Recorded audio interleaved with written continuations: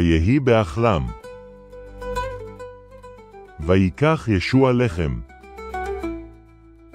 ויברך ויבצע, ויתן להם ויאמר, קחו אכלו זה הוא גופי.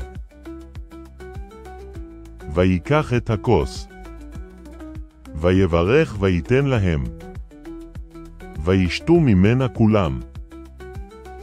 ויאמר להם, זה דמי, דם הברית החדשה, הנשפך בעד רבים.